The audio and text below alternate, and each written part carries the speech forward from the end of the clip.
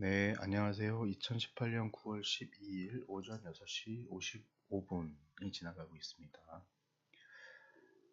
오늘은 그 주식 투자할 때 가장 많이 보는 지표죠. 지표 중에 하나인 이동평균선, 무빙 에버리지에 대해서 한번 알아보겠습니다. 무빙 에버리지를 이제 그 영어로는 MA라고 이렇게 용어를 줄여서 씁니다. 그래서 15MA 또는 50MA 이런 식으로 표시가 되는데 15 이동평균선 또는 50 이동평균선 이렇게 해석을 하면 됩니다. 자, 그러면은 이 이동평균선이라는 거는 사실은 이제 주식에서 처음 쓰인 게 아니라요, 수학에서 쓰이던 용어입니다. 그래서 어, 그 1960년대 그랜빌이라고 하는 주식 분석가가 있었어요, 미국에.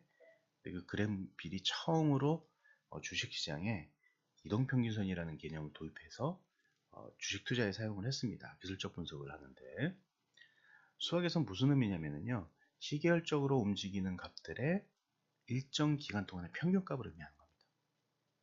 그래서 시계열적이라고 움직인다는 말은 무슨 얘기냐면은 시간이 지나면서 가격이 변하는, 시간의 변화에 따른 그 가격의 변화를 나타내는 모든 그 것들을 갖다가 시계열적이라고 부릅니다. 뭐 주식이 대표적인 예가 되겠죠, 그렇죠? 네. 그리고 그 계산식은 어떻게 되어 있냐면은 일단 그 세 가지 정도로 나눠요, 이동평균선이. 처음에는 심플 무빙 에버리지, 우리나라 말로는 단순 이동평균 이렇게 얘기를 하고요. 그다음에 WMA가 있어요. 웨이트 무빙 에버리지라 그래서 가중 이동평균이라고 표시를 하죠.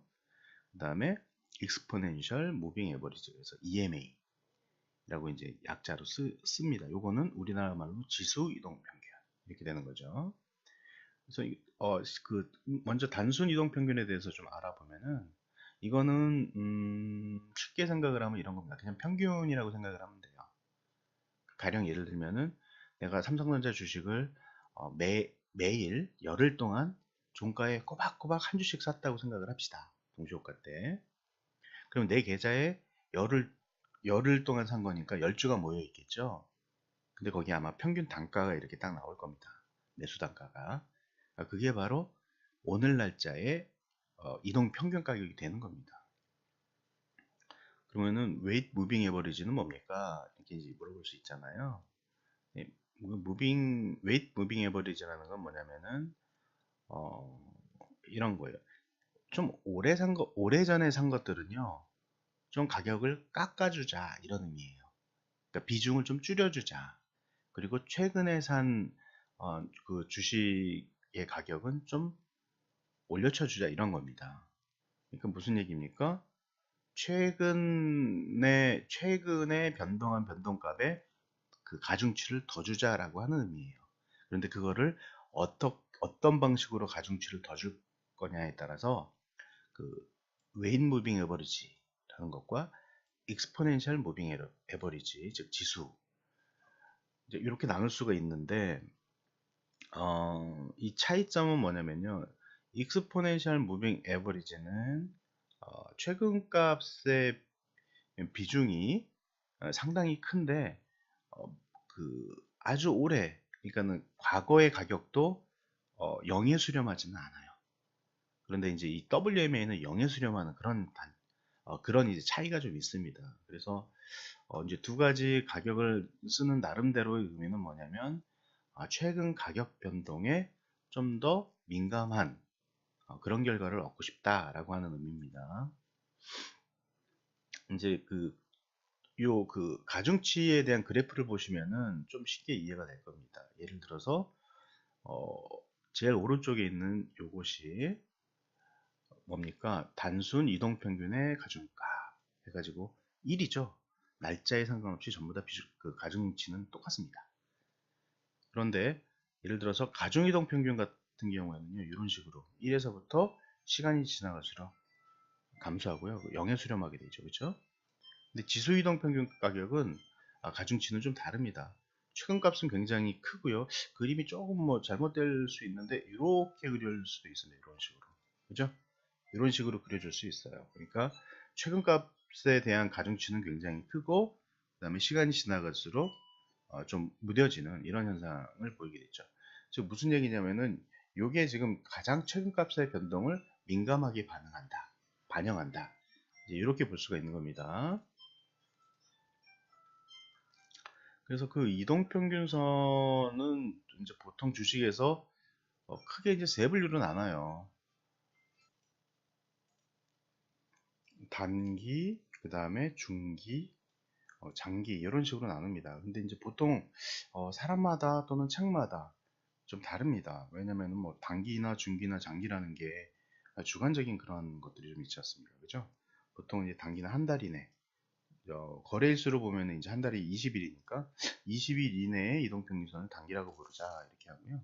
중기는 한 달에서 한 세 달 정도 봅니다. 그래서 60일, 뭐 그 정도가 되지 않습니까? 75일 정도로 보는 사람도 있고 60일로 보는 사람도 있습니다.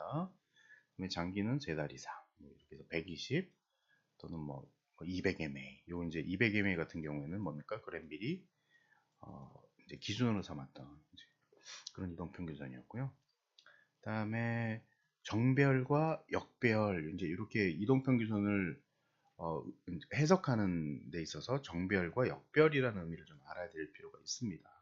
그래서 정별은 뭡니까? 정별은 단기 이동평균선이, 자, 단기를 파란색으로 하고 중기를 녹색으로 하고요. 그 다음에 장기를 어떤 색으로 할까요? 보라색으로 해볼까요? 이렇게 이제 표시를 한다고 칩시다. 그러면은 정배열은요, 단기 이동 평균선이 중기 이동 평균선보다 높고 크고, 그 다음에 장기 이동 중기가 장기보다 이렇게 클 때, 여기가 어떻게 됩니까? 단, 중기, 장기 이렇게 순서 있게 표시가 되어 있을 때요. 이렇게 나열이 되어 있을 때 이걸 갖다가 정배열이라고 부릅니다. 그 다음에 역별은 그 반대겠죠. 그럼 그 의미가 뭐냐면요. 이 정배열이고 그 다음에 이 친구들이 전부 다 상승하고 있다라고 가정을 해봅시다. 그러면은 그 의미는 장기, 즉 뭐 한 120일 정도부터 이 주식은 상승하고 있는데 중기, 60일부터 따져봐도 올라가고 있습니다. 그리고 단기, 뭐 20일이나 뭐 10일, 그 기간 내에서도 올라가고 있는데 올라가는 속도가 훨씬 빠른 거죠. 그렇죠? 지금 무슨 얘기입니까? 이동평균선이 장기라고, 그 이동평균선이 정별이라고 한다는 건요. 그 주어진 기간 내에 이 주식이 추세적으로 상승하고 있는 모습입니다. 이런 거고, 그것이 기간적으로도 단기, 중기, 장기별로 계속 그 상승이 지속되고 있습니다. 이렇게 이제 해석을 하면 되는 거예요. 그럼 거꾸로는 뭡니까? 예, 반대겠죠. 옛날부터 하락하고 있었고요. 지금 단기적으로도 하락하고 있어요. 이런 의미입니다. 그러면 주식 투자를 할 때 수익을 내는 그 가장 좋은 방법은 뭐냐면 추세에 투자하는 거겠죠. 그렇죠? 그렇다면은 주식을 언제 사야 되는 겁니까? 어떤 주식을 사야 되는 겁니까? 정별이 이루어진 주식을 사는 것이 추세에 투자하는 방법이다. 이렇게 간단하게는 해석할 수 있습니다. 한번 보겠습니다. 이 아래 그 보이는 이제 이 아저씨죠, 그렇죠? 이 아저씨는 그랜빌이라고 하시는 그 분이에요. 그래서 1923년도에 태어났고 2013년도에 이제 돌아가셨어요, 그렇죠? 그래서 예전에 그 레이건이랑 같이 이렇게 대화하면서 찍은 인터뷰도 좀 본 것 같은 기억이 나는데, 네. 이 그랜빌은 상당히 머리가 뛰어난 사람이었던 것 같아요. 그래서 지금 그 당시에 사실 거래량과 주가에 관한 그런 어, 그 상관관계를 사람들이 잘 인지를 못했을 때 또는 그걸 계량화하지 못했을 때 이분이 처음으로 OBV라고 아마 여러분 그 HTS에 보면 지표가 나올 겁니다. 거래량 지표 중에 나오는데요. 이 언밸런스 볼륨을 갖다가 개발한 것으로 굉장히 유명합니다. 그리고 또 이분이 200MA라고 이제 200이동 평균선을 여기 보면 이제 녹색으로 이렇게 표시가 된 거예요. 이 200이동 평균선을 주가에 도입을 해서 이 이동 평균선을 기준으로 매매하는 그랜빌의 법칙이라고 하는 걸 개발을 했습니다.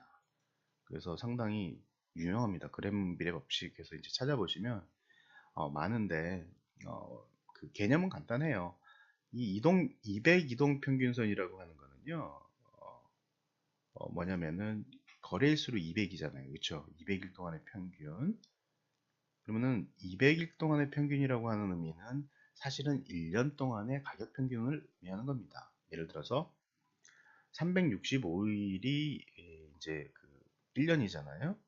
그럼 거기에서 52주 정도면은 약 한 250일 정도가 거래일이 되는 거죠. 그 중에 공휴일 빼고 하면은 약 200일 정도가 됩니다. 그죠?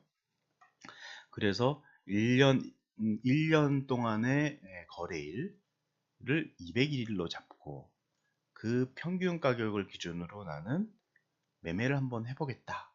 라는 이제 그런 기준을 세운 거예요. 자, 그러고 그 다음에 그러면은 그 기준에 따라서 평균이니까, 그죠? 자, 이 평균이 이렇게 움직이고 있을 때, 이동평균이니까 이렇게 움직이고 있을 때, 자, 평균 위에서는 추세 방향이라고 생각을 하고 매수를 하고, 그죠? 그 다음에 평균 아래에서는 아래로 내려가면은 추세 방향이 미치니까 매도를 하겠다. 이런 개념으로 이제 그런 간단한 원리로 이제 그 매매 법칙을 만들었는데, 그런데 그 세부적으로는 뭐냐면은 이 평균보다 더 많이 올라갔을 때는 매도를 하고 더 많이 내려갔을 때는 매수를 하고, 왜? 과매도와 과매도와 과매수라고 보는 겁니다. 즉 주가는 항상 회귀를 한다라고 하는 그런 생각을 하고 있고요.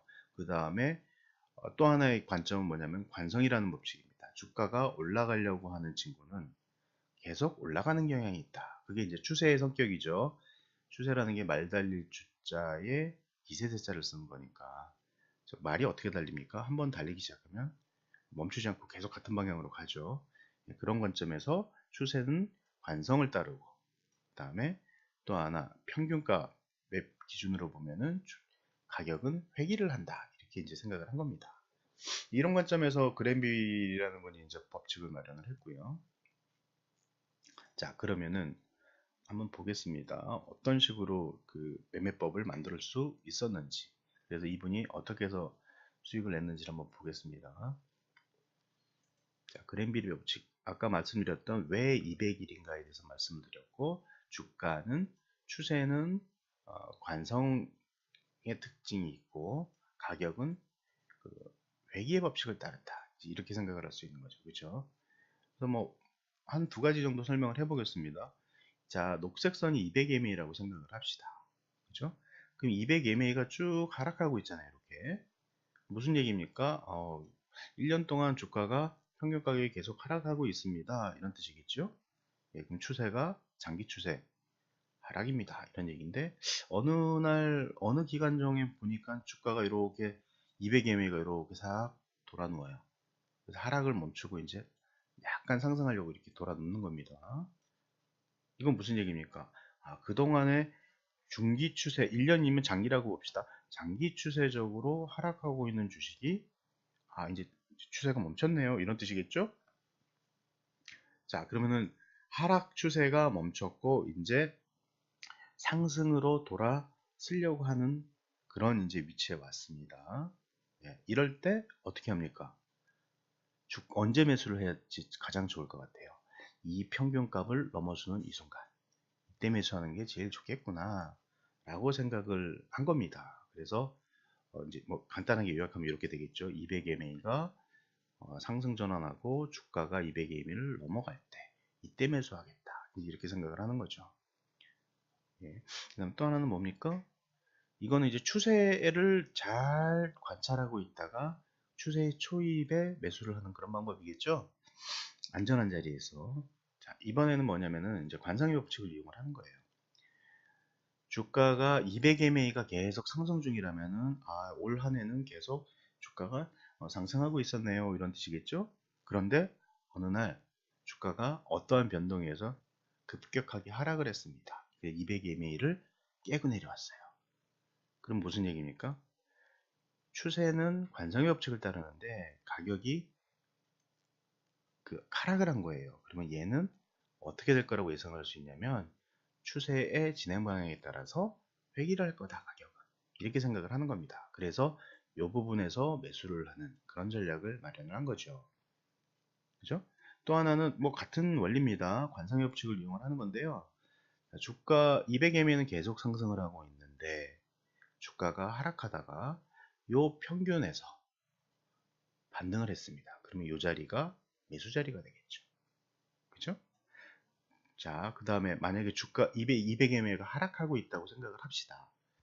하락하고 있는데 주가가 더 급하게 하락을 했어요. 이건 뭡니까? 추세는 관성의 법칙을 따라서 하락을 하는 게 맞지만, 그렇지만 가격은 이 평균값보다 벗어난 상태잖아요. 그럼 이때는 여기서부터 평균으로 회귀할 거다라고 하는 그런 생각을 할 수가 있겠죠. 그래서 여기가 매수할 수 있는 포인트다.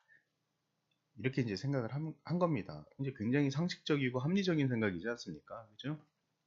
네. 그래서 뭐 나머지 그러면은 주식을 언제 팔아요? 라고 하는 부분은 딱 역순이에요.